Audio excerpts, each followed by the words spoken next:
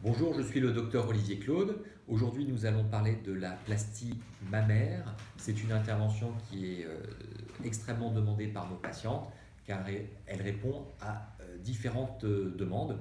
La, la demande la plus importante de nos patientes, c'est de diminuer le volume de la poitrine. La deuxième demande, ça va être de remonter les seins, parce que très souvent l'hypertrophie est associée à une chute de la poitrine, à une ptose, c'est ce qu'on appelle la ptose, la chute de la poitrine. On fait une cure de ptose, on remonte la poitrine en même temps que l'on va diminuer son volume. La troisième raison pour une plastie mammaire, c'est très souvent la correction d'une asymétrie, parce que lors d'une hypertrophie, d'une poussée trop importante de la poitrine, on a très souvent un des deux seins qui va être plus important et qui va nécessiter une réduction plus importante.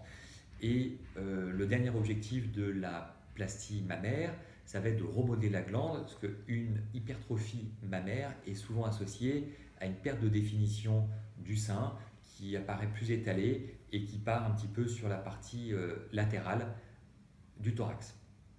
C'est une intervention qui est toujours réalisée sous anesthésie générale, intervention qui va nécessiter la plupart du temps autour de 2 heures, de 1h30 à 2h30 suivant les gestes qui sont associés. On peut réaliser dans le même temps une aspiration de la région latéro-thoracique, la partie qui est latérale au sein, sous le bras, pour améliorer la définition du sein. Très rarement une hospitalisation est réalisée, c'est le cas dans les hypertrophies les plus importantes ou après une perte de poids importante où les petits saignements peuvent être plus importants, mais en général la patiente quitte la clinique le jour même. Un arrêt de travail d'1 à 2 semaines est conseillé, ça va dépendre de la profession de la patiente et ça va dépendre de l'hypertrophie si elle a été plus ou moins importante. Et on recommande à nos patients d'être vigilants pendant 1 à 2 mois par rapport au sport, au soleil qu'il faudra éviter pour optimiser la qualité de la cicatrisation.